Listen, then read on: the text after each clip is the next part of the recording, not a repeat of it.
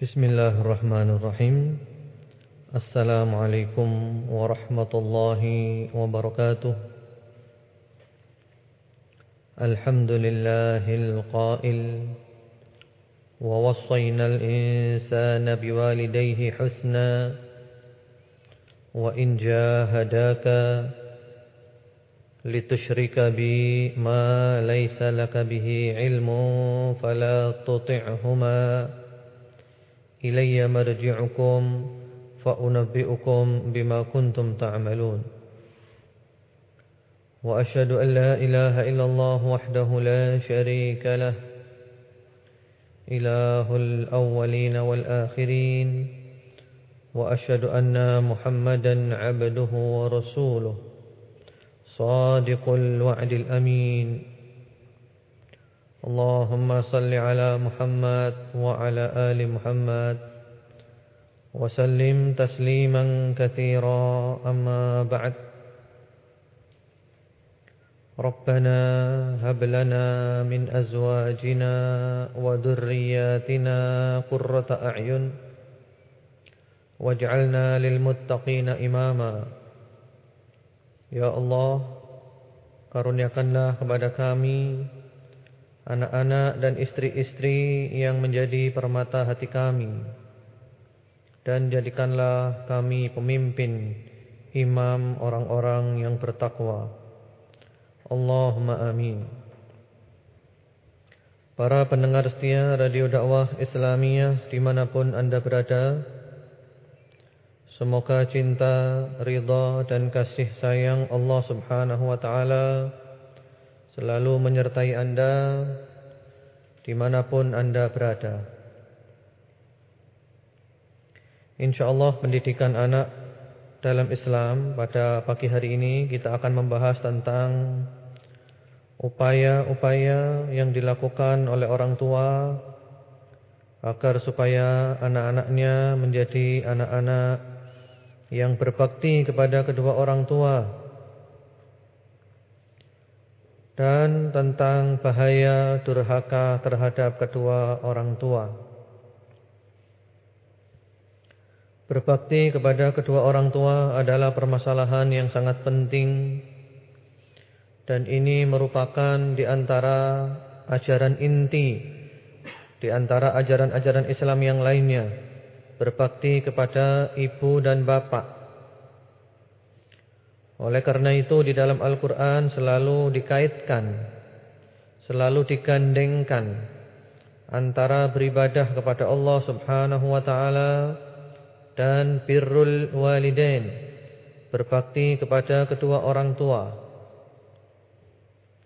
Di antaranya firman Allah subhanahu wa ta'ala di dalam surat Al-Isra, atau juga dikenal dengan surat Bani Israel, surat yang ke-17, ayat nomor 23 dan 24. Allah subhanahu wa ta'ala berfirman, wa qadha rabbuka alla ta'budu illa iyyah wa bil walidaini ihsana imma yablughanna 'indakal kibara ahaduhuma aw kilahuma fala taqul lahumā uff wa la tanharhumā wa qul lahumā qawlan karīmā wakhfid lahumā janāha adh-dhulli minar rahmah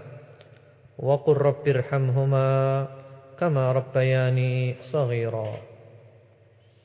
Dan Tuhanmu telah menetapkan kepadamu supaya kamu tidak beribadah kecuali hanya kepadanya, dan supaya kamu berbuat baik kepada kedua ibu bapakmu. Ada kalanya ibu bapakmu atau salah satunya telah mencapai usia tua, telah sepuh, telah lanjut usia, maka jangan kamu mengatakan kepada keduanya uff, ah, dan semisalnya.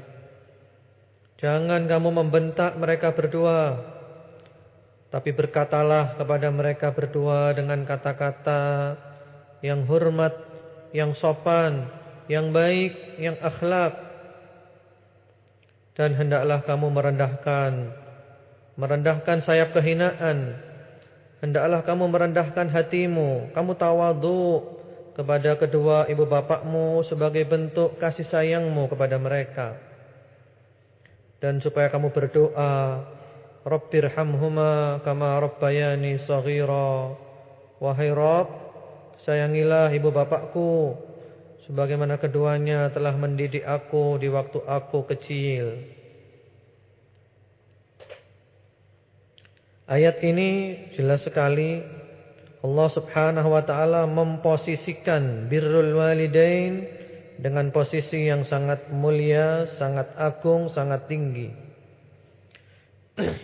Posisinya disejajarkan dengan tauhid, beribadah hanya kepada Allah, jangan syirik, jangan menyekutukan Allah dengan suatu apapun, dan berbakti kepada ibu bapak. Berbakti menyenangkan hati mereka, mentaati mereka, tidak menyusahkan mereka, berbicara dengan kata-kata yang sopan, tidak membentak, tidak pula melawan. Kita tawadhu, rendah di hadapan mereka, menjunjung tinggi dan memuliakan mereka. Apabila mereka bapak ibu telah tua, maka kita posisikan mereka ibaratnya adalah raja dan ratu. Kita anak-anaknya adalah para prajuritnya. Dan kita mendoakan mereka, Rabbighfirli wa liwalidayya warhamhuma kama rabbayani shaghira. Wahai Rabb, ampunilah dosa-dosaku, ampunilah dosa-dosa kedua ibu bapakku. Sayangilah mereka sebagaimana mereka berdua telah mendidik aku di waktu aku kecil. Allah Subhanahu wa taala berfirman pula di dalam surat Al-Ankabut, surat yang ke-92 ayat nomor 8. Wa wassaynal insana biwalidayhi husna wa in jahadaka litusyrika bi ma laysa laka bihi ilmun fala tuti'huma ilayya marji'ukum fa unabbi'ukum bima kuntum ta'malun. Dan kami wasiatkan kepada manusia supaya mereka berbuat baik kepada kedua ibu bapaknya. Jika kedua ibu bapak itu mengajak anaknya untuk berbuat syirik, menyekutukan Allah dengan yang lain, maka sang anak tidak boleh taat dalam hal kesyirikan itu saja. Tapi dalam urusan duniawi tetap baik, silaturahim tetap disambung. Allah Subhanahu wa taala juga telah menjelaskan di dalam surat Luqman, surat yang ke-31 ayat nomor 14 dan 15. Wa wassaynal insana biwalidayhi hamalathu ummuhu wahnan ala wahn wa fisaluhu fi 'amayn an ishkur li wa liwalidayk ilayyal masir. Wa in jahadaka ala an tusyrika bima laysa laka bihi ilmun fala tuti'huma وصاحبهما في الدنيا معروفا واتبع سبيل من أناب إلي ثم إلي مرجعكم فأنبئكم بما كنتم تعملون.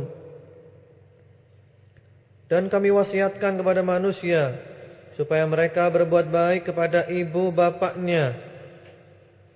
Ibunya mengandung dalam keadaan lemah di atas lemah, lalu ibunya menyusuinya sampai 2 tahun, lalu disapihnya setelah 2 tahun itu. Kata Allah, bersyukurlah kepada aku dan bersyukurlah kepada kedua ibu bapakmu, kamu akan dikembalikan kepadaku, kata Allah. Jika kedua ibu bapakmu itu mengajakmu untuk menyekutukan aku, yang mana kamu tidak mempunyai ilmu atasnya, maka kamu jangan taat kepada keduanya dalam hal mengajak menyekutukan aku itu. Tapi hendaklah kamu tetap baik kepada kedua ibu bapakmu dalam urusan dunia. Para pendengar setia Radio Dakwah Islamiyah dimanapun anda berada, semoga cinta, ridha dan kasih sayang Allah Subhanahu wa ta'ala selalu menyertai anda dimanapun anda berada. Berbakti kepada ibu dan bapak.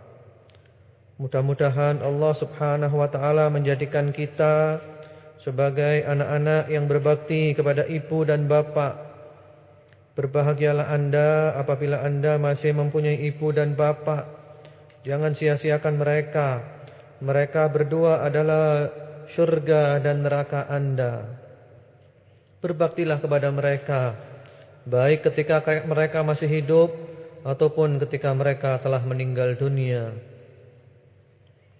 Kita pun juga mendidik anak-anak kita agar anak-anak itu tumbuh menjadi anak-anak yang berbakti kepada kedua orang tuanya. Di antara cara paling penting agar anak-anak kita berbakti kepada kita adalah kita berbakti kepada ibu dan bapak kita dulu. Kalau kita para orang tua telah berbakti kepada ibu dan bapak kita, insyaallah dengan izin Allah, anak-anak kita akan berbakti kepada kita. Allah Maha Adil. Diriwayatkan oleh Al-Hakim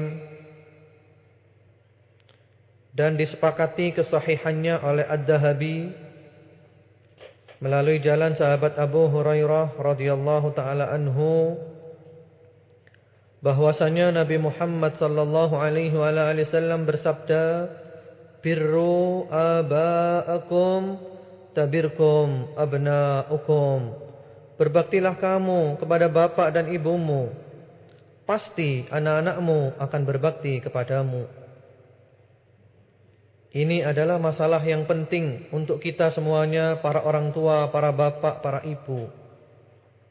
Kalau kita ingin mendidik anak-anak kita menjadi anak-anak yang berbakti kepada kita, maka hendaklah kita menjadi orang-orang yang berbakti kepada orang tua dulu. Allah akan menjadikan anak-anak kita berbakti kepada kita. Karena Allah Maha Adil. Kalau kita berbakti, anak-anak berbakti. Kalau kita durhaka, anak-anak juga durhaka.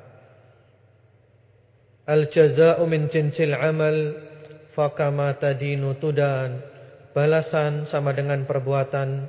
Sebagaimana anda berbuat, maka anda akan dibalas dengan seperti itu juga.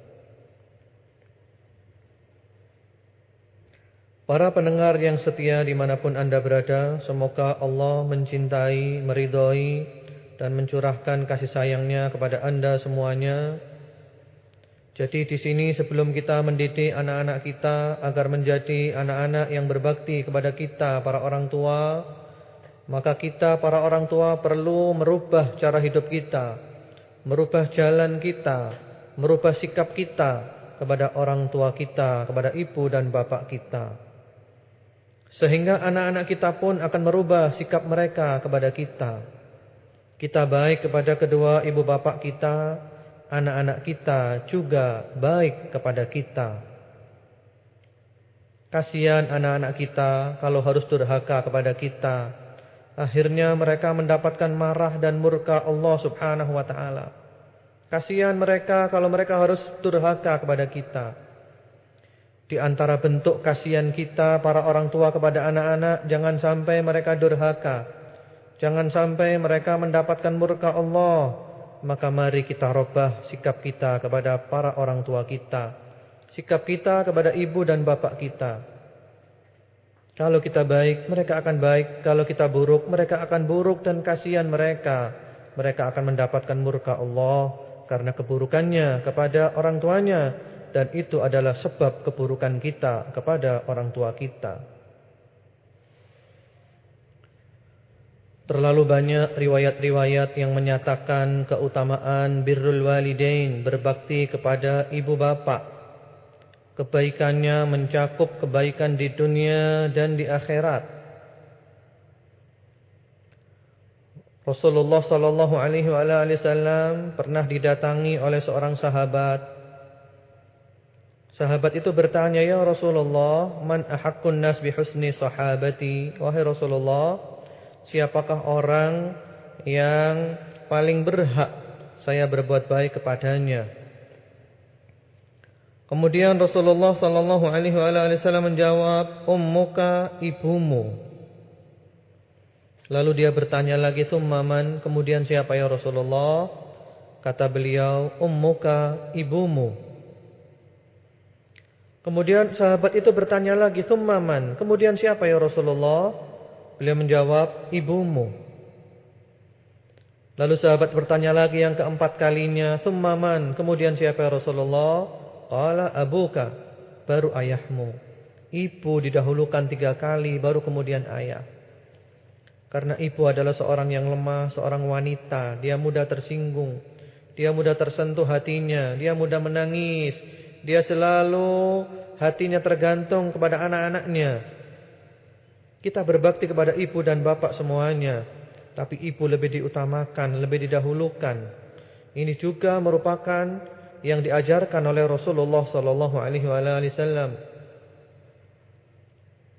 Subhanallah, ibu kita mengandung kita dalam keadaan payah di atas payah, berat di atas berat, 9 bulan lebih. Ada kalanya ketika mengandung dia merasakan sakit. Ada penyakit-penyakit yang menyertainya ketika mengandung itu. Ketika menjelang kelahiran dia merasakan sakit yang luar biasa. Ketika merasakan kontraksi yang demikian sakit dan menyakitkan, dia tahan semua itu demi anaknya, demi kita. Sampai akhirnya ada kalanya perlu dioperasi, karena tidak mungkin lahir biasa. Dia rela melakukan semua itu demi anaknya. Dia keluarkan biaya yang banyak demi anaknya. Kadang uang pun tidak ada, sampai hutang. Yang penting anak saya lahir dengan selamat. Ibu dan bapak kita. Setelah lahir, ibu memeluk sang anak dengan penuh cinta dan kasih sayang. Dengan ikhlas. Diberi tetek air susunya dengan ikhlas. Ibu, ayah kerja keras, banting tulang, peras keringat demi anak. Siang jadi malam, malam jadi siang, dia tidak peduli. Yang penting anakku sehat, anakku cerdas, anakku menjadi anak yang baik dan bermanfaat. Ketika anak itu sakit, ibu menangis. Air mata membanjir demi anaknya. Tidak ada uang untuk mengobatkan anak, dia cari ke sana kemari. Dia rela hutang, yang penting anak saya sembuh. Bahkan ada kalanya ibu berdoa, "Ya Allah, pindahkan penyakit anakku kepadaku." Ada kalanya seorang ayah berdoa, "Ya Allah, kasihan anakku kalau harus sakit, ya Allah, pindahkan penyakitnya kepadaku. Biar aku saja yang sakit, ya Allah, jangan anakku." Ketika kita masih kecil, ibu dan bapak kita demikian menyayangi kita dengan cinta yang ikhlas. Mereka korbankan semuanya supaya kita tumbuh menjadi anak yang baik, yang normal, yang wajar, yang bermanfaat. Maka dari itu sangat pantas kalau kita berbakti kepada mereka berdua. Ini ajaran semua agama, dan ini adalah ajaran agama Islam yang kita cintai. Pernah ada seorang sahabat yang datang kepada Rasulullah sallallahu alaihi wasallam. Sahabat itu bertanya, "Ya Rasulullah, ma haqqul walidain ala waladihima?" Wahai Rasulullah, apa hak ibu bapak atas anaknya? Rasulullah sallallahu alaihi wasallam menjawab dengan jawaban yang singkat namun padat.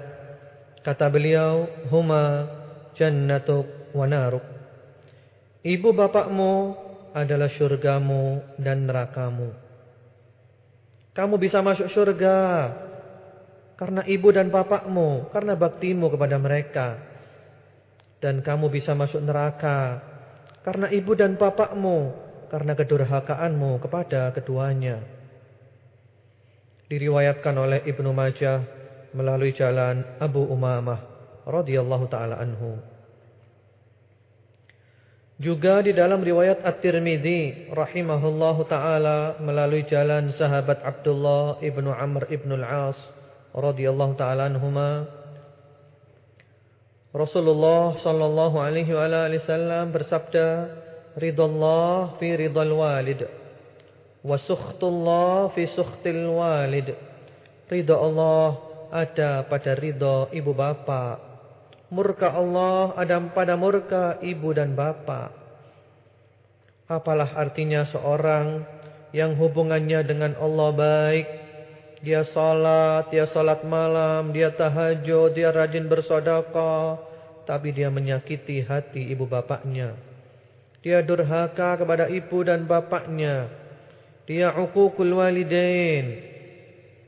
Maka Allah murka kepada dia. Karena murka Allah ada pada murka ibu bapa. Ada kalanya seseorang itu biasa-biasa saja ibadahnya, tapi dia berbakti kepada ibu dan bapaknya sesuai dengan bakti yang disyariatkan. Maka Allah ridho kepada dia, Allah cinta kepada dia, Allah sayang, Allah memberikan barokah dalam kehidupannya, sehingga dia hidup dengan tenang, tentram, damai, sejahtera, dan bahagia karena baktinya kepada ibu dan bapaknya.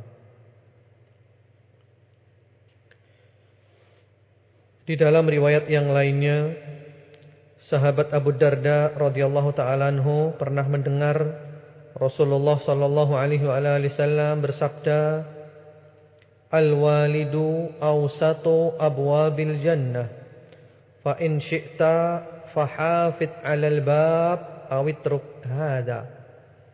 Ayah termasuk ibu adalah pintu surga yang terbaik.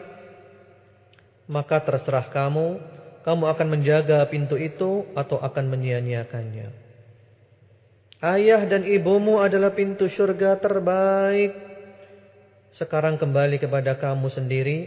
Kamu mau masuk surga melalui jalan ayah ibumu, ataukah kamu tidak mau masuk surga melalui ayah dan ibumu? Kalau kamu berbakti kepada mereka berdua, kamu mendapatkan surga itu. Kalau kamu durhaka, maka kamu berarti telah menyia-nyiakan pintu untuk masuk ke dalam surga itu. Kehidupan kita akan mendapat barokah, mendapat kebaikan yang sangat banyak. Umur kita, hari-hari kita penuh dengan kebaikan-kebaikan dari Allah. Apabila ibu dan bapak kita ridho kepada kita, kita telah berbakti kepada mereka berdua sebagaimana bakti yang syar'i. Diriwayatkan oleh Imam Ahmad rahimahullahu taala melalui jalan sahabat Anas radhiyallahu taala anhu, Rasulullah sallallahu alaihi wasallam bersabda, "Man sarrahu an yumadda lahu fi umrihi wa yazdad fi rizqihi falyabirra walidayhi wal yasil rahimah." Barang siapa yang ingin dipanjangkan umurnya, dijadikan banyak rezekinya, maka hendaklah dia berbakti kepada kedua ibu bapaknya dan menyambung tali silaturahim. Berbakti kepada ibu dan bapak menjadikan umur kita panjang dan rezeki kita banyak, atau umur dan rezeki itu oleh Allah dijadikan barokah, penuh dengan kebaikan-kebaikan yang sangat banyak di sana karena bakti kepada ibu dan bapak kita. Sampai-sampai ada seorang sahabat yang ketika itu dia melakukan dosa yang sangat besar. Dia ingin taubat, dia ingin tahu jalan bagaimana cara taubat dari dosa yang besar itu. Lalu sahabat tersebut datang kepada Rasulullah sallallahu alaihi wasallam.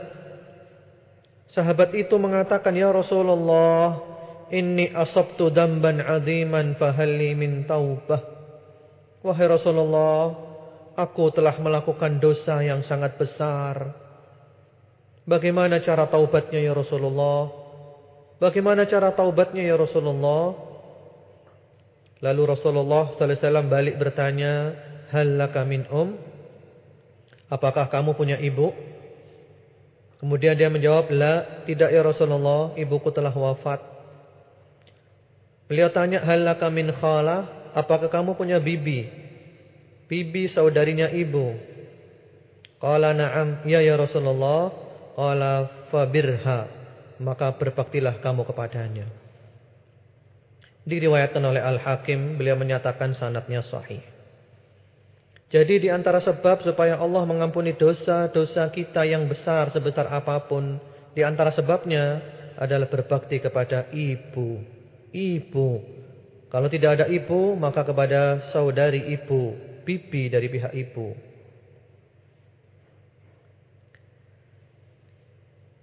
Para pendengar setia Radio Dakwah Islamiyah dimanapun Anda berada, Rasulullah sallallahu alaihi wasallam pernah suatu ketika naik di atas mimbar. Kemudian di atas mimbar itu beliau mengucapkan amin, amin, amin 3 kali. Lalu beliau ditanya oleh para sahabat, "Ya Rasulullah, Anda tadi naik mimbar, Anda mengucapkan amin 3 kali. Ada apa ya Rasulullah?"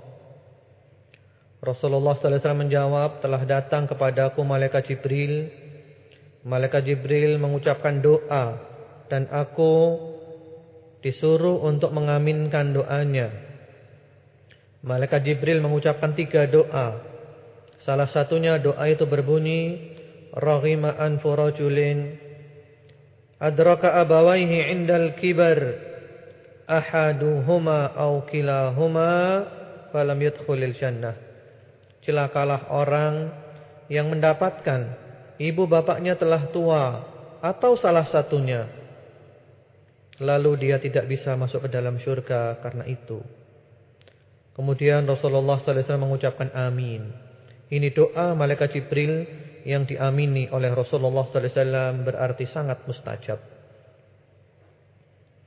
Seandainya di rumah kita ada kedua orang tua yang sudah tua, sudah sepuh, sudah lanjut usia, maka ini adalah kesempatan bagi kita untuk masuk ke dalam syurga dengan berbakti kepada keduanya, atau mungkin salah satunya.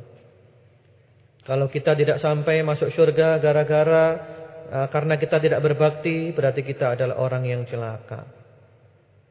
Memang butuh kesabaran mendidik orang tua ketika di rumah, butuh sabar. Yang kita ingat selalu adalah syurga di depan mata kita. Ini adalah syurga saya. Kalau saya bakti syurga, kalau saya durhaka neraka. InsyaAllah kita akan termotivasi. Kalau saya bakti, saya akan bahagia dunia akhirat. Kalau saya durhaka, saya akan sengsara dunia akhirat. Apalagi ternyata kedua orang tua itu suka mendoakan kita dengan doa-doa kebaikan. Alangkah bahagianya, alangkah senangnya. Marilah kita didik anak-anak kita untuk berbakti kepada para orang tua, para ibu dan bapak, dengan pendidikan Islam yang benar. Dan salah satunya adalah dengan kita sendiri, para orang tua, berbakti kepada ibu dan bapak kita, agar Allah menjadikan anak-anak kita berbakti kepada kita. Karena kalau kita sendiri tidak berbakti kepada ibu dan bapak kita, maka anak-anak kita pun tidak akan berbakti kepada kita. Kasihan anak-anak nanti akan mendapat murka Allah karena tidak berbakti kepada kita para orang tua, yang sebabnya adalah kita sendiri, karena kita tidak berbakti kepada ibu dan bapak kita. Kalau kita ingin anak kita berubah menjadi lebih baik, maka kita para orang tua juga berusaha berubah menjadi lebih baik. Inilah mungkin materi yang bisa saya sampaikan pada pagi hari ini. Sebenarnya materi ini masih panjang, tapi karena waktu kita terbatas, saya potong dulu sampai di sini. InsyaAllah berlanjut hari Rabu depan.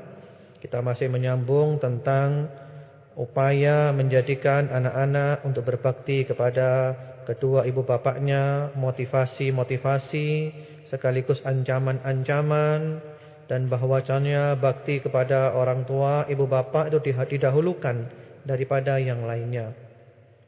Tentu saja berbakti kepada kedua orang tua ini dalam hal-hal yang tidak mengandung unsur maksiat. Karena kita tidak boleh taat kepada siapapun dalam hal maksiat kepada Allah Subhanahu wa taala. Rasulullah sallallahu alaihi wasallam bersabda, "La ta'ata li makhluqin fi maksiatil khaliq." Tidak boleh taat kepada makhluk dalam hal maksiat kepada Al-Khaliq, kepada Allah Subhanahu wa taala. Innamat ta'atu fil ma'ruf, taat itu dalam kebaikan saja.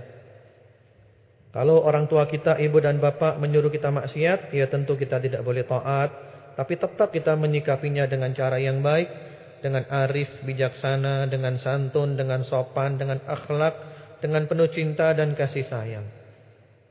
Semoga bermanfaat dan insyaallah sebentar lagi kita akan menyambungnya. Wa sallallahu ala nabiyyina Muhammadin wa ala alihi. Alhamdulillahirabbil alamin.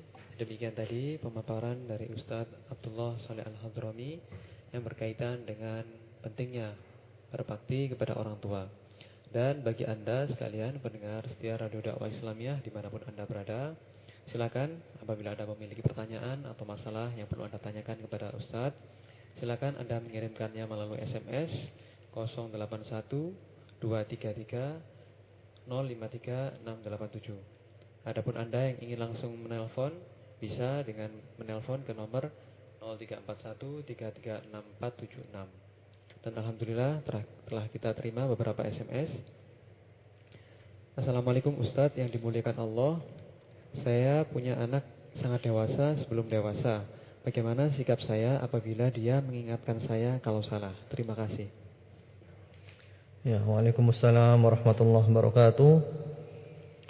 Amin atas doanya, semoga dikabulkan oleh Allah Subhanahu wa taala dan semoga Allah juga memuliakan Anda dan seluruh pendengar setia Radio Dakwah Islamiyah.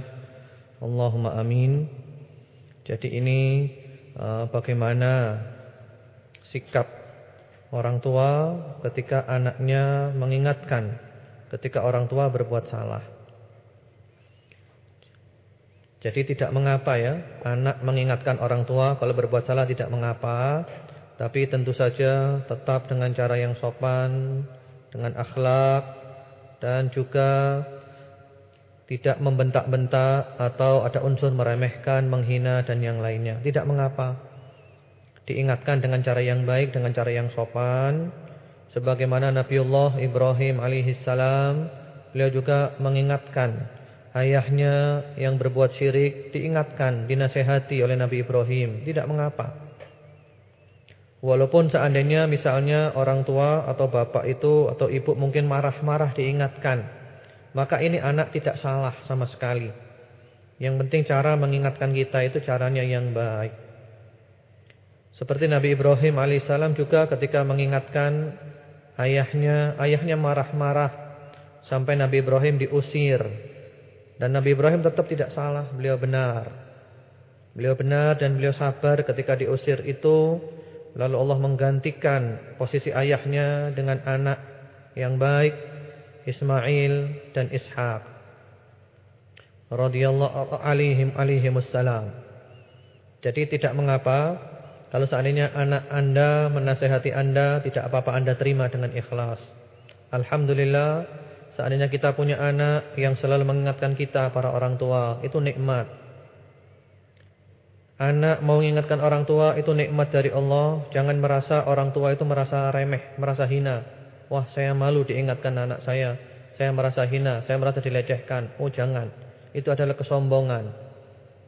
Orang yang sombong itu adalah orang yang menolak kebenaran dan meremehkan manusia. Rasulullah sallallahu alaihi wasallam mengatakan innamal kibru batarul haq wa ghamtun nas. Sombong itu adalah menolak kebenaran dan meremehkan manusia. Jadi walaupun anak Anda nasihati Anda, terima nasihatnya. Kalau nasihat itu baik dan terima kasih. Alhamdulillah, Allah telah memberikan kepada saya anak yang mau nasihati saya. Ini adalah nikmat dari Allah. Ya. Ya itu mungkin dulu jawabannya. Ini ada telepon yang masuk, saya terima dulu. Nah, Assalamualaikum. Assalamualaikum.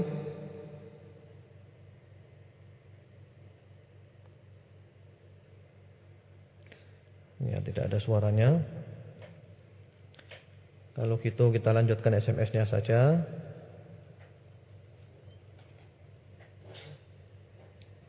Assalamualaikum Ustaz yang saya cintai karena Allah. Wahai Ustaz, bagaimana kalau saya mulai kecil ditinggalkan bapak dan tidak tahu nasib anaknya? Sampai sekarang bagaimana tindakan saya? Sedang saya tidak tahu posisi juga wajahnya.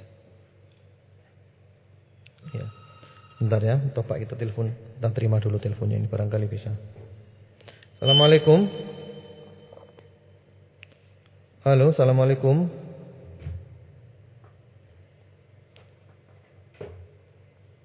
Ya.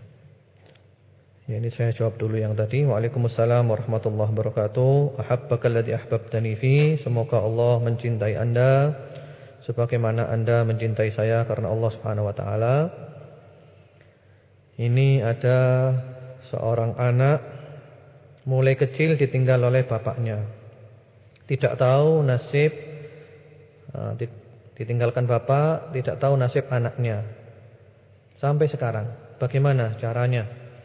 Sedangkan anaknya sendiri tidak pernah mengenal wajah bapaknya, tidak tahu wajahnya, enggak tahu posisinya.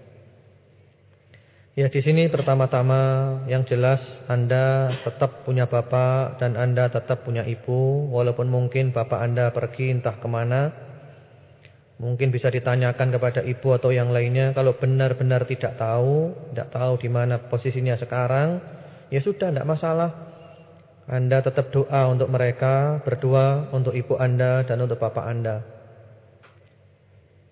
Jadi kalau memang sudah hilang beritanya, enggak ada lagi kabarnya, enggak tahu di mana, apalagi wajah aja enggak tahu, enggak masalah. Jadi Anda tetap sebagai anak, berfungsi sebagai anak, mendoakan ayah, kemudian juga berusaha nanti kalau ayah saya ketemu, nanti saya akan berbakti kepadanya. Niat-niat Anda. Dengan niat gitu, Anda insyaallah mendapatkan ridha dari Allah Subhanahu wa taala. Dan ayah Anda semestinya itu berusaha untuk menghubungi anak-anaknya sebagai bentuk tanggung jawabnya. Kalau toh seandainya dia benar-benar tidak bertanggung jawab, maka Anda harus sabar dan jangan ngelawan. Orang salah jangan dilawan dengan salah. Dia tidak bertanggung jawab, Anda tetap sebagai anak yang berbakti. Seperti itu, sehingga Allah mencurahkan ridhonya kepada Anda, mencurahkan sayangnya kepada Anda, dan memberikan barokahnya kepada Anda.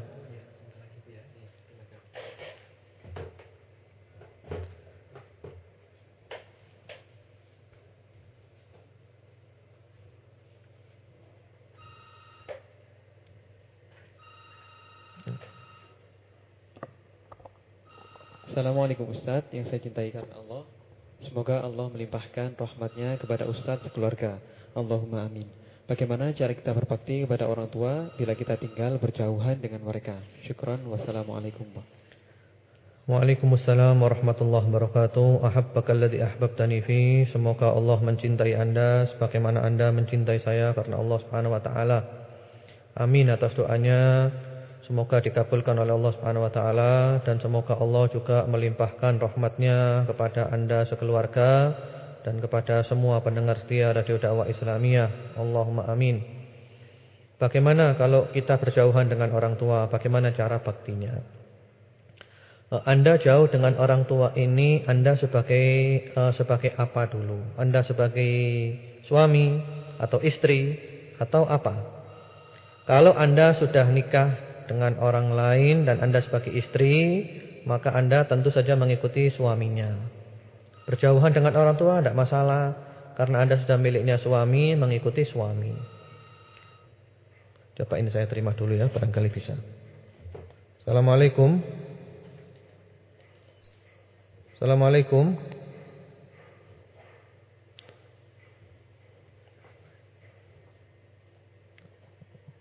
Ya, assalamualaikum.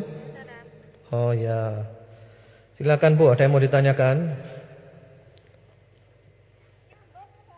Iya, silakan. Sudah nyambung masuk radio, silakan. Dari ibu siapa ini? Dari ibu siapa? Enggak sholat, kan sudah tua. Lalu mau dibawa ke Batu, enggak mau.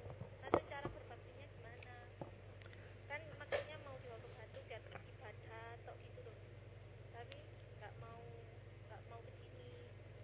Ya.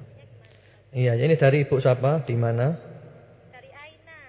Nah, di mana, Bu? Di Batu. Oh, ya. Ya, terima kasih, Bu, pertanyaannya. Saya jawab ya. Waalaikumsalam warahmatullahi wabarakatuh. Ya, sebentar. Ini ada lagi, ini masuk lagi.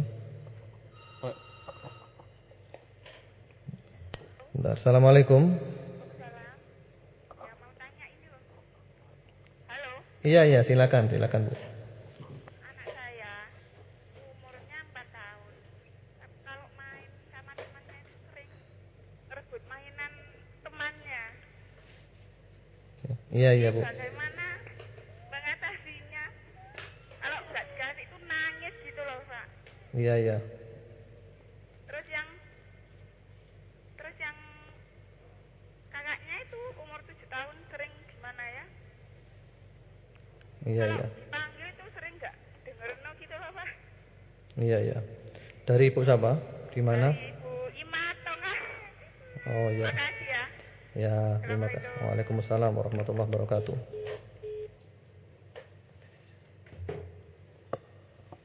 Ya.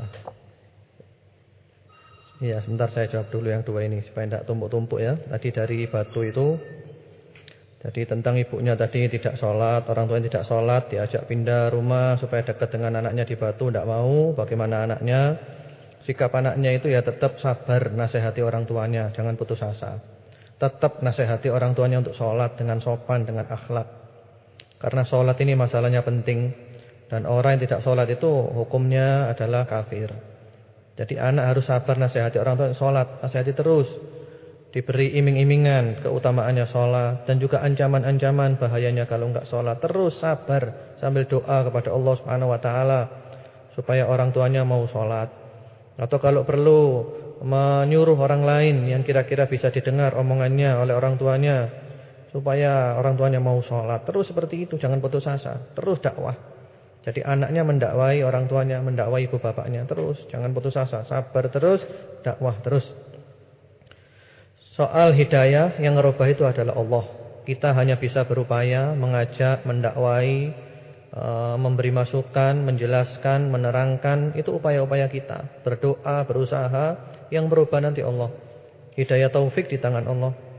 Innaka la tahdi man ahbabta, walakinnallaha yahdi man yasha. Kita tidak bisa memberikan hidayah taufik kepada siapapun yang kita cintai. Yang memberikan hidayah taufik itu adalah Allah, kepada siapa yang dikehendaki Allah. Jadi Anda jangan putus asa, dakwah, jalan terus kepada orang tuanya sampai mudah-mudahan oleh Allah dibuka hatinya, mau taubat, mau sholat, sehingga matinya nanti dalam keadaan husnul khotimah. Allahumma amin. Kemudian tadi juga telepon dari Ibu Ima di Tongan. Jadi anaknya masih kecil, suka merebut mainan teman-temannya. Kalau tidak dikasih dia nangis. Ya memang anak kecil biasa seperti itu. Ibu tidak perlu cemas, tidak perlu bingung. Itu biasa, anak kecil rata-rata memang seperti itu. Dan ibu kalau ada rezeki belikan mainan anaknya. Kalau ada rezeki sesuai dengan kemampuan mainan, ada yang murah, ada yang mahal, sesuai dengan kemampuan kita.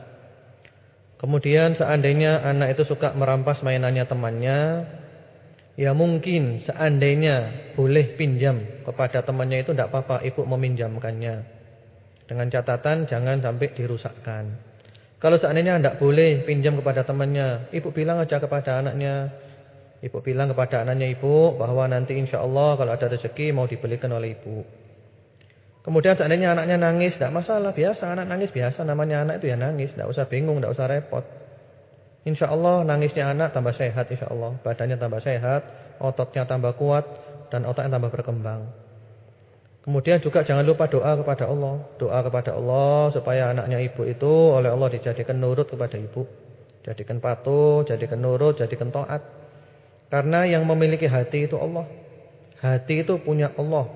Yang menjadikan cinta dan benci itu Allah. Cinta itu tidak bisa direkayasa. Jadi yang bisa menjadikan anak-anak ibu cinta dan nurut kepada ibu adalah Allah. Bergantunglah kepada Allah. Seperti itu. Minta tolong kepada Allah terus. Jadi menyikapi anak-anak kecil itu enggak perlu kita terlalu risau. Anak kecil nangis wajar, namanya ada anak kecil, enggak apa-apa nangis silakan. Seperti itu. Jangan bingung. Yang penting kita telah berupaya untuk memberikan kepada mereka yang terbaik. Kalau ada rezeki belikan mainan. Kalau ada rezeki berikan hadiah. Tidak apa-apa, menyenangkan anak itu ibadah, dapat pahala. Seperti itu. Jadi ibu nggak perlu risau ya. Itu masalahnya bukan masalah yang besar. Ya, mudah-mudahan bermanfaat. Ini saya sambung yang tadi ya, belum terjawab pertanyaannya. Karena teleponnya tadi masuk terus, terpaksa sekarang di pending dulu teleponnya. Untuk jawab yang di SMS juga sudah banyak tadi yang masuk. Ya. Jadi tadi saya lanjutkan tentang seorang anak yang berjauhan dari orang tuanya, bagaimana cara berbaktinya. Kalau memang yang tanya ini adalah seorang istri. Istri mengikut suami tidak apa-apa. Dibawa suami kemana-mana mengikut istri itu. Jauh dari orang tua tidak apa-apa. Karena orang tua sudah mempercayakan kepada suami Anda. Tapi tetap berbakti kepada orang tuanya. Bagaimana cara berbakti? Kalau sekarang ini ya gampang. Telepon bisa.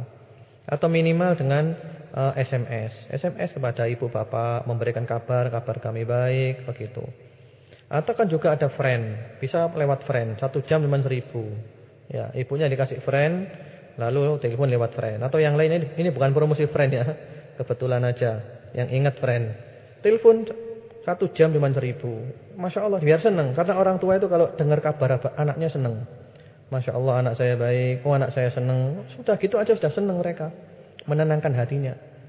Mungkin kalau nggak bisa tiap hari telepon. Seminggu sekali. Jangan lupa. Seminggu sekali. Misalnya punya hari. Saya kalau hari Jumat telepon kepada ibu saya, telepon kepada bapak saya. Tidak apa-apa, tiap Jumat seminggu sekali. Dan orang tua itu senang ketika dengar kabar anaknya. Oh anak saya bahagia, alhamdulillah. Bagaimana kabar anakmu? Bagaimana kabar cucu-cucu saya? Oh senang orang tua, masya Allah, alhamdulillah. Karena namanya orang tua itu hatinya tergantung atau terikat dengan anaknya. Kalau jauh orang tua itu sedih sekali, sedih dengan orang tuanya. Maka dari itu anak kalau mau pergi jauh itu minta ikhlasnya orang tua, minta izinnya. Kalau tidak mengizinkan jangan pergi. Kecuali kalau istri ya, istri lain, istri mengikut suami.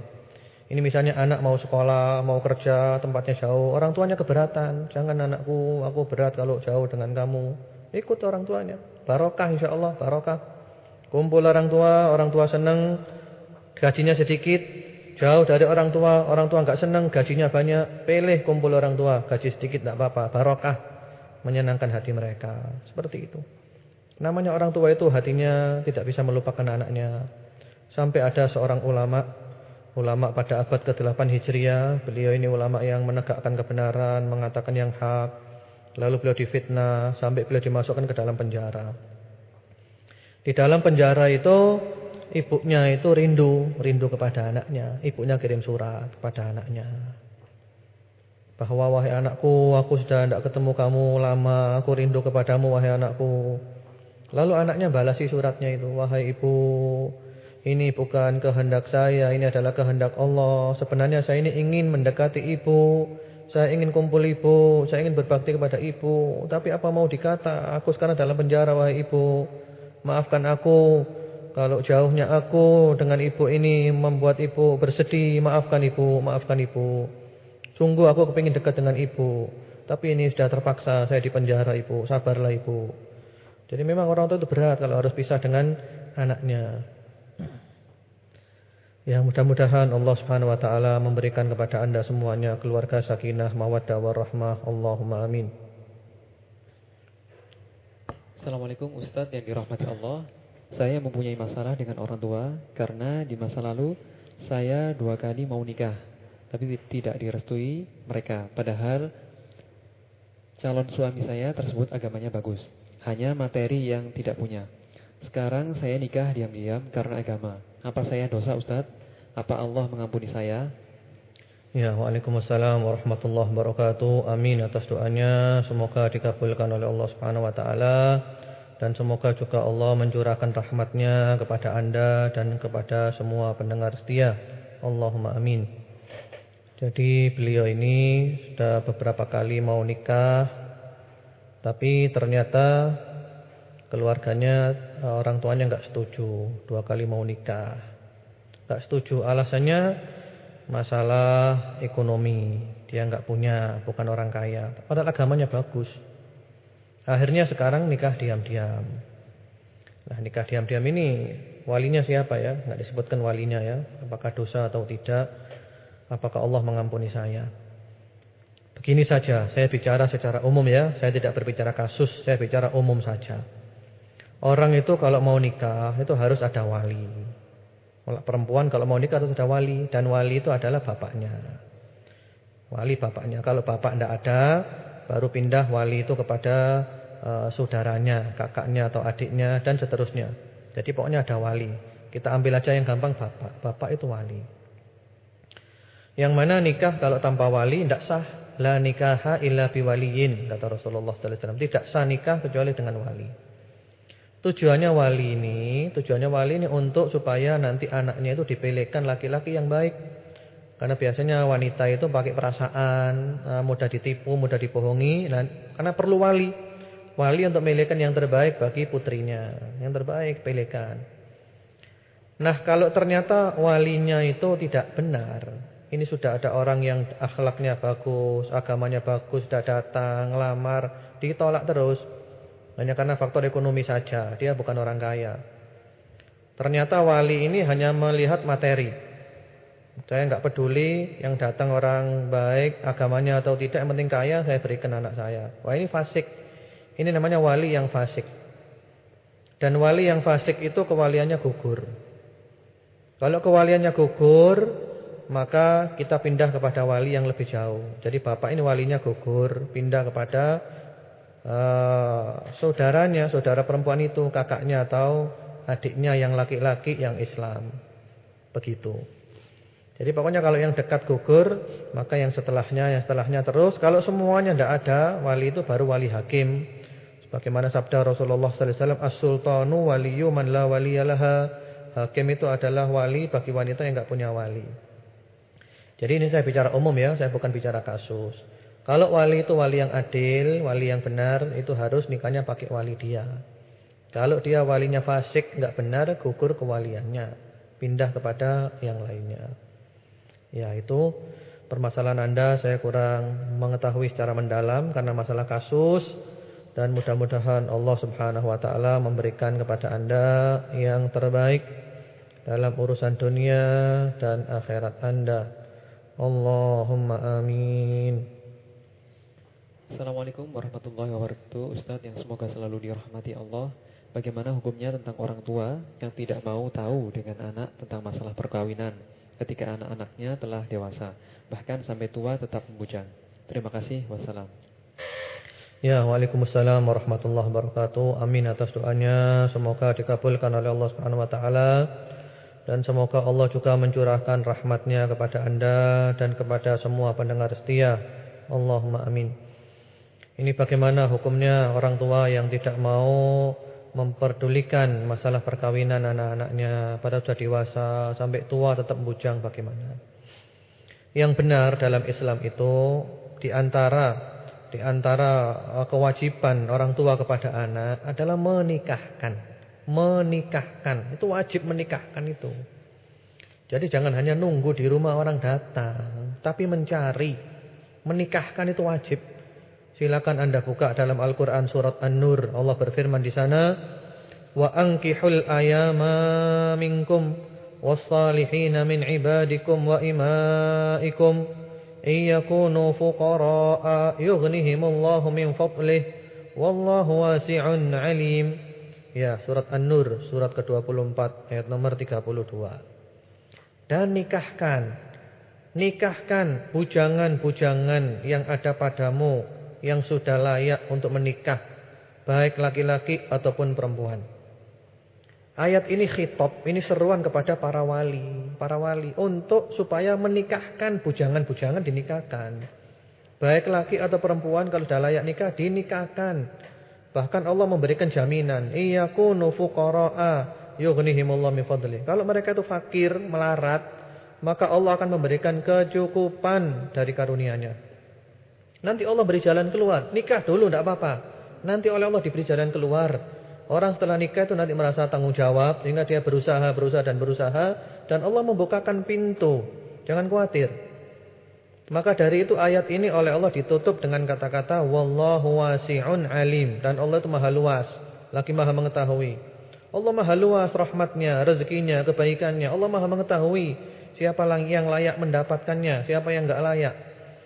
Jadi wajib ya, jadi para bapak itu mencarikan untuk anak-anaknya, cari. Baik anak laki atau anak perempuan sama. Anak perempuan dicarikan jodoh juga, jangan malu. Tidak ada kata-kata aib. Itu wajar, sunnatullah. Mulai dari zaman Nabi dulu ya gitu. Sayyidina Umar bin Khattab mencarikan jodoh untuk putrinya yang bernama Hafsah. Setelah diceraikan suaminya menjadi janda, dia carikan jodoh, dia tawarkan kepada sahabat Utsman, ditawarkan kepada sahabat Abu Bakar. Akhirnya dinikahi oleh Rasulullah sallallahu alaihi wasallam. Tidak apa-apa, mencarikan untuk anak. Jadi jangan dibiarkan begitu saja. Kasihan anak-anak. Ini tanggung jawabnya orang tua. Orang tua kalau diam saja, tidak mencarikan jodoh untuk anak-anak, dosa. Orang tua itu berdosa, dzunub, dosa. Tanggung jawab orang tua itu adalah membesarkan anak, memberi sandang, pangan, papan yang layak, memberi pendidikan agama yang benar, ya, memberi nama yang baik, mengkhitankan. Kemudian juga kalau masih bayi-bayi tadi, akekah, mencukur rambutnya, yang dulu sudah kita bahas semua itu. Sampai akhirnya adalah menikahkan, dinikahkan anaknya. Kalau anaknya gadis dinikahkan, sudah sekarang ikut suaminya. Alhamdulillah, Anda telah berhasil mendidik anak Anda sampai nikah. Jadi begitu. Jadi harus dicarikan upaya. Ya mudah-mudahan Allah memberikan solusi terbaik kepada keluarga Anda, kepada ayah Anda dan yang lainnya. Allahumma amin. Assalamualaikum Ustadz yang dirahmati Allah.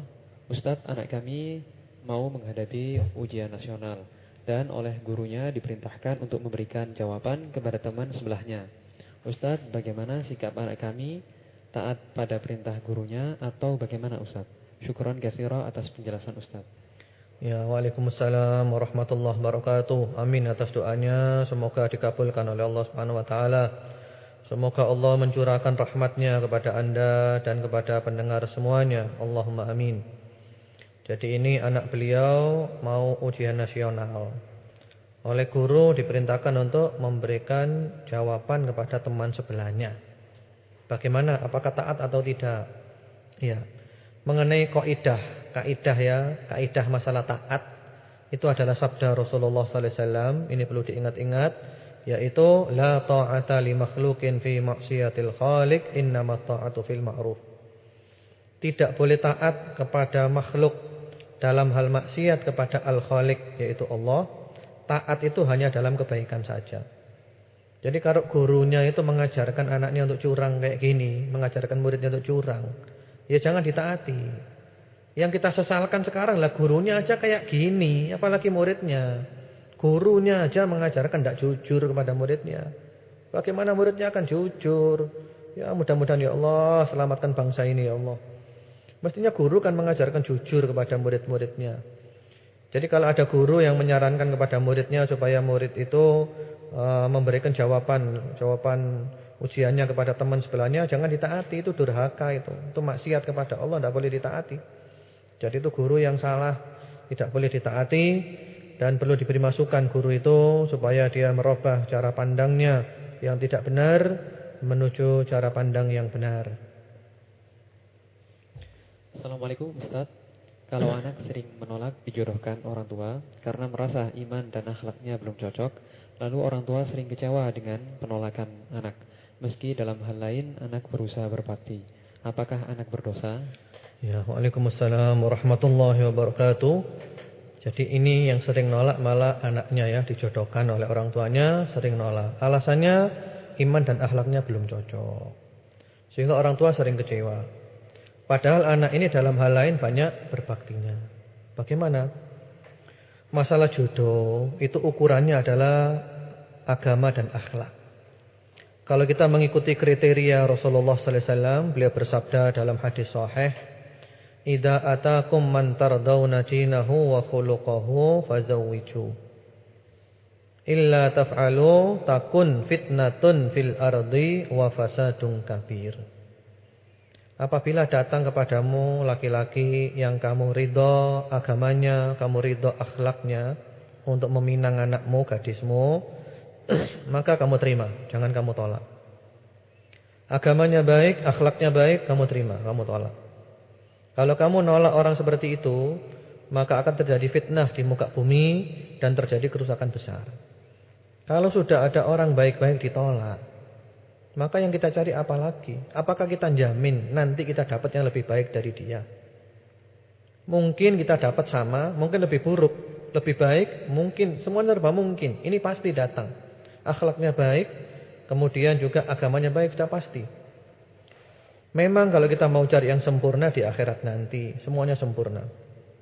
Kalau bisa semuanya sempurna ya Masya Allah. Masya Allah kalau bisa ya, sudah dia kaya raya, keturunannya orang baik-baik, dari segi fisik juga bagus, kemudian dia orang yang soleh. Oh Masya Allah, Alhamdulillah itu surga. Kalau ada. Jadi yang jelas kalau seorang anak itu menolak, maka alasannya apa? Kalau memang alasannya laki-laki itu agamanya dan akhlaknya enggak baik, itu penolakannya berdasar. Tapi kalau dia yang datang laki-laki sudah baik, akhlaknya baik, agamanya, jangan ditolak, terima. Kita mau cari apa lagi yang lain daripada itu? Jadi diharapkan kepada anak, kalau seandainya dijodohkan orang tua dan ternyata orang tua itu memberikan jodoh yang bagus, akhlaknya, agamanya, tidak apa-apa, terima aja. Namun demikian orang tua juga tidak boleh maksa anak. Tidak boleh memaksa anak. Jangan sampai nanti anak itu menikah dengan orang yang tidak disukainya. Karena kasihan nanti anak itu tidak ada rumah tangganya nanti sakinah, tidak ada mawaddah warahmah. Jadi jangan memaksa anak. Dan anak punya hak untuk milih, punya hak untuk memilih dengan catatan ukurannya tetap akhlak dan agama. Itu tetap ukurannya akhlak dan agama. Karena pernah pada masa Rasulullah sallallahu alaihi wasallam seorang ayah itu memaksa anaknya untuk nikah. Padahal anaknya tidak mau, dipaksa dengan laki-laki itu. Lalu sang putri itu lapor kepada Rasulullah sallallahu alaihi wasallam. Dan Rasulullah memberikan hak pilih kepada putri itu, kamu pilih. Kamu boleh meneruskan dengan dia, kamu boleh memilih putus dengan dia. Dan Rasulullah menegur ayahnya yang telah memaksanya untuk menikah dengan laki-laki yang tidak disukainya. Begitu. Yang penting pokok tetap ukurannya adalah agama dan akhlak. Assalamualaikum ya Ustadz yang dirahmati Allah SWT. Bagaimana caranya berbakti kepada guru ngaji, sedangkan saya anaknya penakut kepada guru. Assalamualaikum. Waalaikumsalam warahmatullahi wabarakatuh. Amin atas doanya. Semoga dikabulkan oleh Allah SWT. Dan semoga Allah mencurahkan rahmatnya kepada anda dan kepada semua pendengar setia. Allahumma amin. Bagaimana caranya berbakti kepada guru ngaji? Karena saya ini penakut kepada guru. Kenapa takut? Memangnya guru itu menakutkan. Jadi enggak perlu takut ya kepada guru ya. Kemudian caranya berbakti kepada guru ngaji. Caranya berbakti itu kalau di tempatnya ngaji, di majelis taklim itu yang sopan cara duduknya. Cara duduknya sopan, yang akhlak. Kakinya itu jangan diselonjorkan. Istilahnya kalau bahasa Jawa jangan sembojong. Saya sering melihat di masjid itu orang-orang ketika mendengar pengajian kakinya sembojong. Itu tidak akhlak. Sangat tidak akhlak. Iya. Kalau seandainya sakit kakinya, maka usahakan duduk di belakang sendiri sana, sembojong ngadep yang lain, jangan ngadep ke gurunya. Ini sudah duduknya di depan, kakinya sembojong lagi, tidak ada akhlaknya itu. Jadi akhlak, cara duduk itu yang sopan, yang akhlak, bersila, atau duduk seperti orang tasyahud, yang sopan, yang akhlak. Kemudian ketika datang ke majelis taklim itu pakaiannya yang bersih, penampilannya yang bagus. Itu menghormati guru, menghormati majelis taklim. Kemudian juga ketika hendak berbicara kepada guru yang sopan. Kalau perlu sebelum bicara itu mendoakan guru. Ustaz, barakallahu fiik. Ustaz, ahsanallahu ilaik. Ya, Ustaz, semoga Allah memberkati anda. Ustaz, semoga Allah berbuat baik kepada anda. Itu akhlak kepada guru, itu sudah biasa. Adabnya salafus saleh itu gitu. Kalau kita baca buku-buku tentang adabnya penuntut ilmu, semuanya ada begitu. Begitu. Jadi kemudian juga jangan memaksa guru untuk jawab pertanyaan. Mungkin dia capek, mungkin dia payah, jangan maksa. Jangan bertanya pertanyaan yang tidak ada faedahnya, yang sia-sia. Kemudian juga di antara adabnya murid kepada guru, menjaga kehormatannya guru. Jangan ngerasani dia, jangan menggosip dia. Kalau ada orang gosip gurunya, anda bela, jangan, tidak boleh seperti itu. Kita jaga kehormatannya, kita hormati. seperti itu. Murid yang menghormati gurunya itu ilmunya barokah. Ini sudah banyak contohnya. Murid yang ilmunya itu biasa-biasa saja, tapi dia akhlak kepada gurunya, ilmunya itu barokah, Masya Allah. Ada lagi murid yang pintar, cerdas, tapi tidak punya akhlak kepada gurunya, tidak barokah ilmunya, tidak ada barokahnya.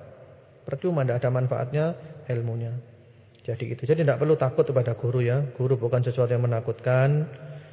Ya, itulah mungkin di antara adabnya murid kepada guru. Kemudian mendoakan guru. Nah, itu doakan guru Anda.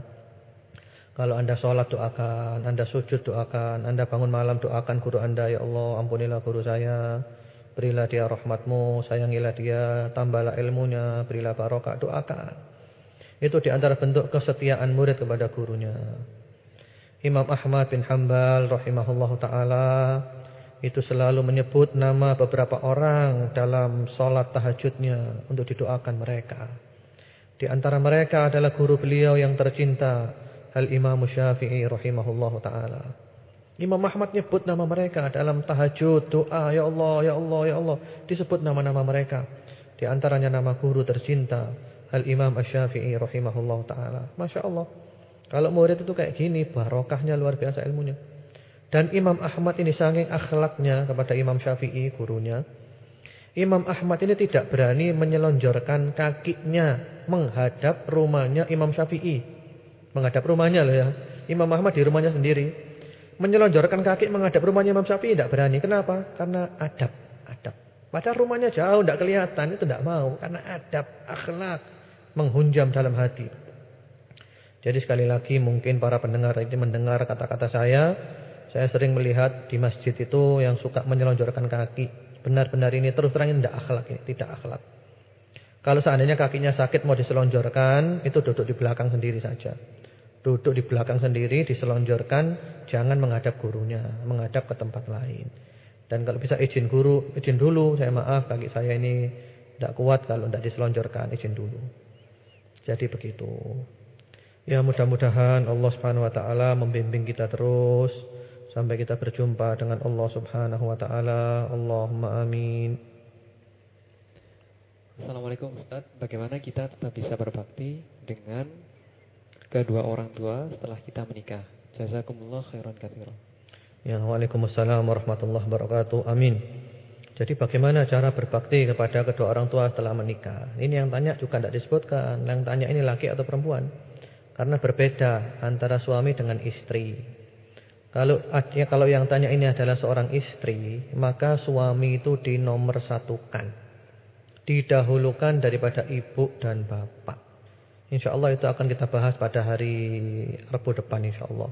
Jadi kalau seorang istri tetap kepada suami, bapak dan ibu itu setelahnya suami. Tapi kalau yang tanya ini adalah seorang suami, maka tetap ibunya dinomorsatukan daripada istrinya. Walaupun baik kepada semua, baik.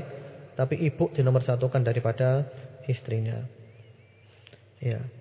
InsyaAllah ini kita bahas pada saatnya aja nanti, supaya lebih lengkap. Anda sabar, InsyaAllah materi kita ini berlanjut. Assalamualaikum warahmatullahi wabarakatuh. Ustaz yang dirahmati Allah, bagaimana sikap anak kepada orang tua yang menganggap enteng tentang dosa atau aborsi? Syukran lillah. Assalamualaikum. Waalaikumsalam warahmatullahi wabarakatuh. Amin atas doanya. Semoga dikabulkan oleh Allah Subhanahu wa taala dan semoga Allah mencurahkan rahmatnya kepada Anda dan kepada semua pendengar setia. Ini bagaimana ini sikapnya anak kepada orang tua. Orang tuanya suka menganggap enteng dosa, aborsi dan yang lainnya. Sikap anak tetap berbakti. Kalau orang tuanya salah, dinasehati, diberi masukan.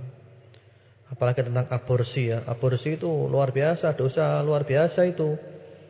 Aborsi itu ada dua macam. Yang pertama-tama ketika janin sebelum berusia 120 hari. Sebelum 4 bulan. Itu belum ditiupkan roh. Pendapat yang benar hukumnya haram. Haram. Apalagi ketika janin sudah berbentuk. Kemudian kalau sudah ditiupkan roh, sudah 4 bulan ke atas, maka lebih dosa lagi. Dia sama dengan bunuh orang, membunuh manusia. Jadi diberi masukan aja. Anak tetap bakti. Orang tua kita seperti apapun dia, kita harus bakti. Dia adalah orang tua kita. Kita berasal dari rahim ibu kita. dari air mani bapak kita, tetap bakti. Orang tua salah diluruskan. Salah jangan dibalas dengan salah. Salah dibalas dengan baik. Kalau ada orang menyalakan api, Anda ambil air, Anda padamkan api itu dengan air. Jangan ada orang menyalakan api, Anda juga menyalakan api. Akhirnya apinya tambah bara. Jadi Anda sabar menghadapi orang tua seperti itu. Doakan dan nasihati terus menerus. Dan mudah-mudahan Allah memberikan jalan terbaik bagi Anda sekeluarga di kemudian hari, insyaallah. Allahumma amin. Assalamualaikum Ustaz, saya dari keluarga Nasrani. Saya mu'alaf dengan menghadapi pertentangan dari orang tua saya. Mereka ingin saya kembali ke Nasrani, tapi saya yakin Islam adalah yang terbaik buat saya. Bagaimana saya harus menyikapi orang tua saya? Syukran. Ya, waalaikumsalam warahmatullahi wabarakatuh. Sikap Anda sudah jelas sekali bahwa tidak boleh taat kepada siapapun dalam hal maksiat kepada Allah Subhanahu wa taala. Jadi Anda tetap istiqomah dalam Islam Anda, walaupun orang tuanya ngajak untuk kafir lagi, jangan mau. Silakan Anda buka Al-Qur'an surat Al-Ankabut. Surat Al-Ankabut ya, surat ke-92, ayatnya nomor 8. Anda buka juga surat Luqman, yaitu surat ke-31 ayat 14 dan 15. Itu jawaban dari pertanyaan Anda. Jadi kalau orang tua ngajak kafir, jangan mau. Tapi tetap dalam urusan dunia baik. Silaturahim tetap disambung. Agama sendiri-sendiri. Lakum dinukum waliyadin. Dan semoga Allah meneguhkan Anda dalam Islam, istiqamah, sehingga di kemudian hari nanti oleh Allah dicatat sebagai orang yang meninggal dunia dalam keadaan husnul khatimah. Allahumma amin. Assalamualaikum warahmatullahi wabarakatuh. Ustadz yang dirahmati Allah, saya sebagai ibu ingin mendidik anak secara agamis, tapi sering bertolak belakang dengan suami saya. Kalau saya suruh ngaji, bapaknya nyuruh belajar. Bagaimana solusinya? Ya, waalaikumsalam warahmatullahi wabarakatuh. Amin atas doanya, semoga dikabulkan oleh Allah Subhanahu wa taala dan semoga Allah mencurahkan rahmat kasih sayangnya kepada Anda juga. Allahumma amin. Jadi beliau ini seorang ibu ingin mendidik anak secara agama, tapi suami bertolak belakang. Suami maunya anak ini belajar ilmu umum. Bagaimana solusinya? Solusinya adalah didudukkan permasalahannya sehingga tidak ada istilah yang kalah dan yang menang. Semuanya sama-sama menang. Sebaiknya ibu bicara dengan suami baik-baik supaya anak ini punya waktu untuk belajar agama dan punya waktu untuk belajar umum. Semuanya dapat. Umum dapat, agama dapat. Agama 100%, umum juga 100%. Jadi begitu. Jadi untuk masalah seperti ibu ini paling enak dibicarakan aja dengan suaminya. Bicarakan, cari solusi yang terbaik supaya anak itu ada waktu untuk belajar agama dan juga ada waktu untuk belajar umum. Jadi dapat semuanya. InsyaAllah dapat dunia, dapat akhirat. Allahumma amin. Assalamualaikum warahmatullahi wabarakatuh. Ustadz, akhir-akhir ini sering kita saksikan di media massa ada anak yang tega, baik secara sengaja atau tidak sengaja mereka mencelakai orang tuanya. Bahkan ada yang hingga meninggal. Kemudian anak itu mengaku sangat menyesal. Bagaimana jika mereka benar-benar menyesal dan mohon ampun kepada Allah? Apakah diterima permohonannya? Bakti Balikpapan. Ya, waalaikumsalam warahmatullahi wabarakatuh. Alhamdulillah, ini dari Al-Akh Bakti ya di Balikpapan. Ini beliau mendengarkan dari internet ini. Al-Akh Bakti kirim SMS, Masya Allah. Alhamdulillah, mudah-mudahan Al-Akh Bakti ini oleh Allah diberikan istiqomah karena aktif mengikuti kajian kita melalui internet walaupun berada di Balikpapan sana. Jadi bagaimana ini menyikapi anak-anak yang mempunyai sikap keras kepada orang tuanya, sebagaimana kita lihat di media massa, anak bunuh bapak, anak bunuh ibu. Bagaimana ini?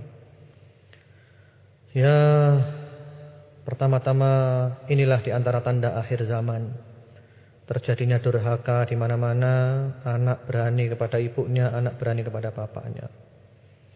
Kemudian juga bisa jadi ini karena bapak dan ibunya dulu itu berani kepada bapak dan ibunya.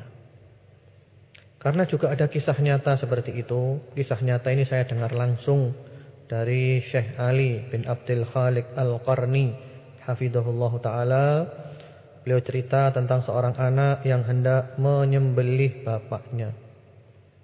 Ketika itu bapaknya dibawa ke padang pasir, bapaknya mau disembelih. Ketika bapaknya mau disembelih itu, bapaknya mengatakan, "Wahai putraku, kalau kamu hendak menyembelih bapak, sembelihlah bapak di batu itu." Lalu anaknya tanya, "Wahai bapak, apa bedanya di sini dengan di situ? Kan sama saja." Lalu bapaknya bilang, "Wahai anakku, bapak dulu menyembelih bapaknya bapak di situ." Allahu Akbar. Jadi dia dulu menyembelih bapaknya, sekarang disembelih oleh anaknya, tempatnya sama. Allahu Akbar, Allahu Akbar. Ini bukan hukum karma. Dalam Islam tidak ada hukum karma. Yang ada itu adalah al-jaza'u min jinsil amal fakama tadinu tudan. Balasan sama dengan perbuatan. Sebagaimana kita berbuat, maka kita mendapat balasan seperti itu. Allah Maha Adil. Itu kemungkinan seperti itu ada. Kemudian, dan ini juga mungkin karena tidak pernah mendengarkan pengajian. Pengajian siraman rohani itu perlu. Bagaimana sikapnya anak kepada orang tua, bagaimana sikap orang tua kepada anak, hak dan kewajiban orang tua, dan perlu sekali. Karena kalau orang tidak pernah hadir ke pengajian, tidak pernah mendapatkan siraman rohani, bagaimana akan tahu hati ini keras. Pengajian itu perlu melembutkan hati. Majelis ta'lim itu perlu untuk menambah iman kita, majelis iman. Jadi penting majelis ta'lim, pengajian, melembutkan hati supaya tahu hukum, sehingga hidup kita tidak acak-acakan, hidup kita teratur sesuai dengan syariat Allah dan seterusnya. Kemudian seandainya telah terjadi seperti itu, sudah terjadi ya. Kemudian ternyata anak itu mau taubat kepada Allah. Ya silahkan taubat, tidak apa-apa. Taubat, yang penting dia itu menyesal. Kemudian dia tidak berbuat lagi, janji tidak akan mengulangi selama-lamanya, banyak berbuat baik, ya, yang banyak nangis, banyak amal soleh, banyak sedekah, terus semampunya. Mudah-mudahan Allah mengampuni dosa-dosanya. InsyaAllah upaya seperti itu. Karena kan juga pernah ada seorang yang dia membunuh 100 orang, lalu dia taubat, dia mati, masuk ke dalam surga. Karena dia sudah taubat dengan taubatan nasuha. Ya itu saudara bakti ya dari Balikpapan. Semoga Anda istiqomah terus di Balikpapan sana. Dan Anda beritahu teman-teman Anda supaya manfaatnya lebih banyak lagi. InsyaAllah. Allahumma amin. Assalamualaikum warahmatullahi wabarakatuh. Sebelumnya saya ingin tanya, apakah Ustadz Abdullah dulu alumni dari MAN Malang 1? Kalau memang iya, kita dulu pernah satu kelas di The Big Sos Family. Ustadz, saya punya 4 anak. Kedua anak saya laki-laki sangat suka sekali bermain di tempat PS. Di tiap hari saya selalu marah bila mereka bermain PS. Tapi kenapa sulit sekali mereka untuk berhenti PS-an? Ustadz, sebenarnya apa yang harus saya lakukan agar anak-anak saya bisa nurut pada saya? Dan bagaimana caranya membiarkan pengertian yang bijak untuk mereka? Apa baik bila saya bertindak keras? Ya, waalaikumsalam warahmatullahi wabarakatuh. Ini tidak disebutkan namanya ya, dari siapa. Saya dulu bukan alumni MAN, tapi alumni MTSN Malang 1, Jalan Bandung. MTSN-nya ya, bukan di MAN-nya, jadi di MTSN-nya. Kemudian alhamdulillah ini sudah punya anak 4, Masya Allah. Berarti saya kalah ya, saya baru 2 mau 3. Berarti Anda telah mendahului saya dalam hal anak. InsyaAllah ke depan nanti kita saling kejar-mengejar dalam hal anak. Karena orang Islam itu dianjurkan punya anak yang banyak, Masya Allah. Mudah-mudahan anak Anda tambah banyak lagi nanti. Rasulullah SAW bersabda tentang anak ini ya, tanakahu takduru fa inni mukatsirun bikumul umam yaumal qiyamah. Nikahlah kamu supaya kamu berkembang menjadi banyak, karena aku suka dengan umatku yang banyak hari kiamat nanti. Jadi kuantitas perlu, di samping juga kualitas. Bahkan kemarin saya membaca berita di Turki, Perdana Menteri Turki itu menyarankan kepada rakyatnya, kepada para wanita untuk punya anak. Satu wanita minimal punya anak 3. Minimal 3. Masya Allah, alhamdulillah. Mudah-mudahan Indonesia segera menyusul. Jadi kuantitas itu perlu, di samping juga kualitas. Semuanya perlu. Kemudian ini pertanyaannya, anaknya suka main PlayStation, PS ya, bagaimana solusinya? Kemudian juga kalau apa yang harus dilakukan oleh orang tua. Kita sebagai para orang tua menyadari memang dunia anak-anak adalah dunia bermain. Itu kita sadari saja. Seperti kita dulu. Kita dulu ketika kecil juga suka bermain-main sama. Sekarang anak kita kecil seperti kita masih kecil dulu. Hanya saja orang tua itu ngatur waktunya. Wahai anakku, kamu kalau mau main boleh, ini waktu bermain, silakan bermain. Kemudian nanti ada waktu untuk sholat, ada waktu untuk belajar. Ya seperti itu. Insya Allah anak mau kalau diatur seperti itu. Tegas kepada anak perlu, tapi jangan kasar, jangan mukul-mukul. Anak tidak boleh dipukul. Apalagi anak usia 7 tahun di bawah tidak boleh dipukul. 10 tahun ke bawah tidak boleh dipukul ya. 10 tahun baru boleh dipukul, pukulan mendidik, pukulan cinta dan kasih sayang. Jadi begitu.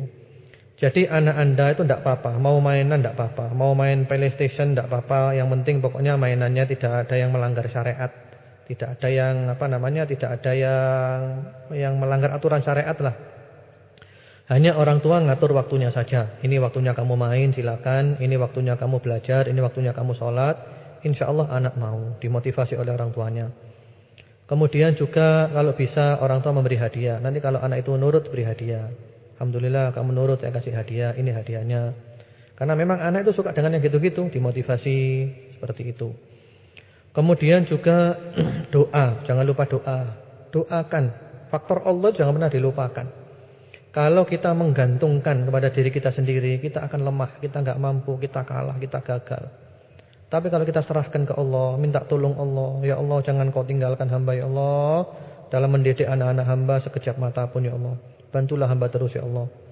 Karena kalau engkau meninggalkan hamba sekejap mata ya Allah, hamba akan binasa ya Allah. Hamba akan salah jalan. Insya Allah Anda akan dibimbing oleh Allah. Allah memberikan cara terbaik kepada Anda bagaimana mendidik anak-anak. Jadi mungkin itu.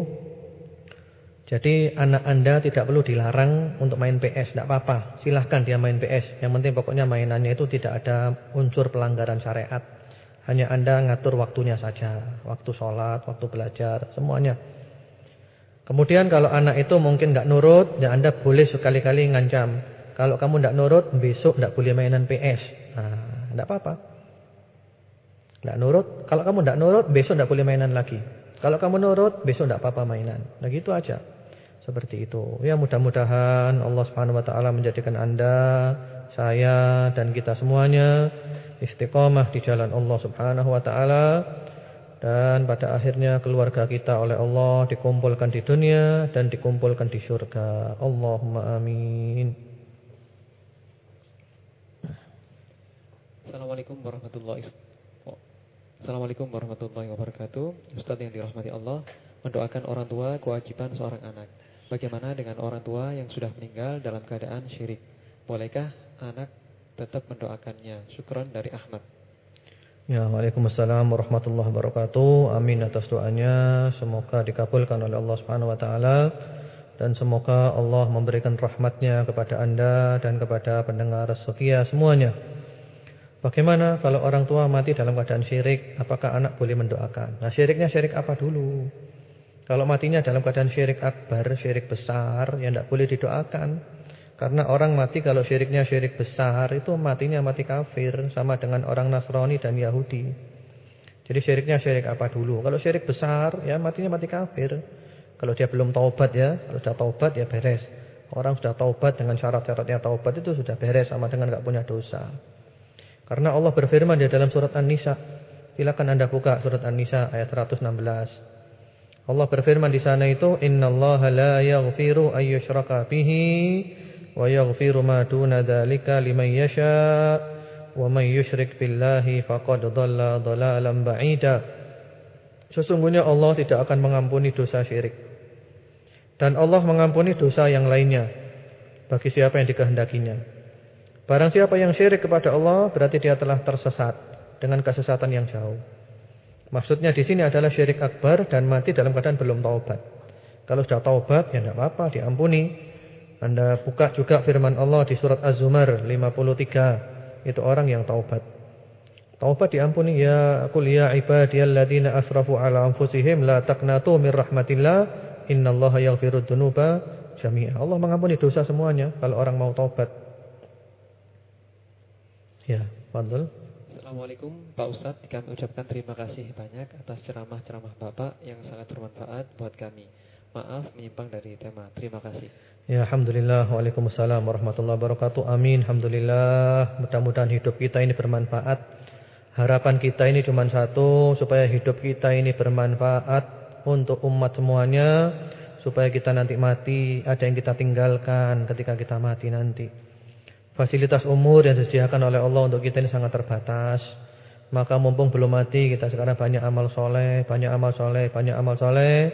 Mungkin kita besok mati, mungkin minggu depan, mungkin bulan depan. Wallahu alam. Alhamdulillah kalau hidup ini bermanfaat. Mudah-mudahan radio ini bermanfaat.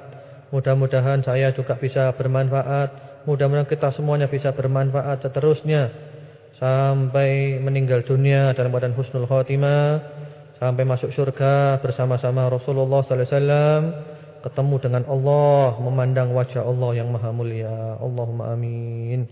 Ya mungkin itu saja, saya kira sudah cukup. Kalau ada mungkin yang di luar materi belum saya jawab, mohon maaf. Kemudian mengenai teleponnya tadi terpaksa kami matikan karena teleponnya tadi bunyi terus ya. Nanti insyaallah kita setting lagi supaya diatur sehingga tidak terganggu ketika sedang jawab pertanyaan oleh bunyinya telepon yang masuk. Amin insyaallah. Mari kita tutup dengan doa. Mudah-mudahan Allah mendengarkan, mengabulkan doa-doa kita. Bismillahirrahmanirrahim. Alhamdulillahirabbil alamin. Allahumma shalli ala Muhammad wa ala ali Muhammad wa sallim tasliman katsira. Allahumma inna nas'aluka bi anna lakal hamd la ilaha illa ant wahdaka la syarika lak ya mannan ya badi'as samawati wal ard ya dzal jalali ikram ya hayyu ya qayyum. Ya Allah, puja dan puji kami panjatkan hanya kepadamu. Curahkan salawat dan salammu kepada Nabi Muhammad dan kepada keluarga Nabi Muhammad. Ya Allah, kami mohon kepadamu dengan membawa nama-namamu yang maha indah, sifat-sifatmu yang maha baik. Kami mohon kepadamu ya Allah bahwa tidak ada Tuhan yang hak kecuali Engkau. Engkau maha esa, Engkau tempat bergantung segala-galanya. Engkau maha hidup, Engkau maha mandiri mengatur semuanya.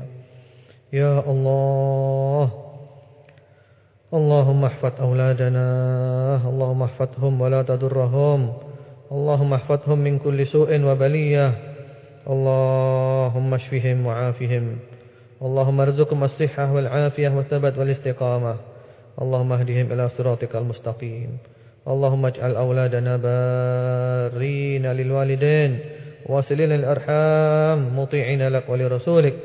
Ya Allah, jagalah anak-anak kami, peliharalah anak-anak kami, lindungilah anak-anak kami dari segala bencana, segala bahaya, segala bala dan segala yang tidak menyenangkan mereka. Berikanlah kesehatan dan kesejahteraan kepada anak-anak kami ya Allah. Jadikan mereka sehat walafiat, selamat, sejahtera, tegar, teguh dan istiqamah. Berikanlah petunjuk-Mu ya Allah kepada anak-anak kami ke jalan yang lurus. Jadikanlah anak-anak kami ya Allah berbakti kepada kedua orang tua, menyambung tali silaturahim, taat kepadamu ya Allah dan taat kepada Rasulmu Muhammad sallallahu alaihi wa alihi wasallam. Ya Allah, nastaudi'uhumullah alladzi la tadi'u wadai'uh wallahu khairun hafidha wa huwa arhamur rahimin. Ya Allah, kami titipkan anak-anak kami kepadamu ya Allah. Sungguh titipan-titipan yang ada padamu tidak akan Kau sia-siakan. Ya Allah, jagalah anak kami, lindungi anak kami, peliharalah anak kami. Engkau adalah sebaik-baik penjaga, pelindung, dan Engkau adalah yang maha penyayang di antara para penyayang. Ya Allah, kumpulkanlah kami dengan keluarga kami semuanya ya Allah. Dengan bapak, ibu, kakek, nenek, anak, cucu, saudara, famili, kerabat, paman, bibi. Kumpulkan semuanya ya Allah. Di dunia kumpulkan, di akhirat kumpulkan. Kami semua masuk ke dalam syurga bersama-sama Rasulmu Muhammad sallallahu alaihi wasallam. Dan kami di syurga nanti ya Allah mendapatkan ridha-Mu ya Allah. Engkau tidak pernah murka lagi kepada kami selama-lamanya. Dan kami memandang wajah-Mu yang maha mulia ya Allah. Allahumma amin. Allahumma inna nas'aluka husnal khatimah wa na'udzubika min su'il khatimah. Ya Allah, kami mohon kepadamu husnul khatimah. Kami berlindung kepadamu daripada su'ul khatimah. Rabbana atina fid dunya hasanah wa fil akhirati hasanah wa qina adzabannar. Wa sallallahu ala nabiyyina Muhammadin wa ala alihi سبحان ربك رب العزة عما يصفون وسلام على المرسلين والحمد لله رب العالمين اللهم آمين سبحانك اللهم وبحمدك أشهد أن لا إله إلا أنت أستغفرك وأتوب إليك السلام عليكم ورحمة الله وبركاته لا إله إلا أنت أستغفرك وأتوب إليك السلام عليكم ورحمة الله وبركاته لا إله إلا أنت أستغفرك وأتوب إليك السلام عليكم ورحمة الله وبركاته لا إله إلا أنت أستغفرك وأتوب إليك السلام عليكم ورحمة الله وبركاته لا إله إلا أنت أستغفرك وأتوب إليك السلام عليكم ورحمة الله وبركاته لا إله إلا أنت أستغفرك وأتوب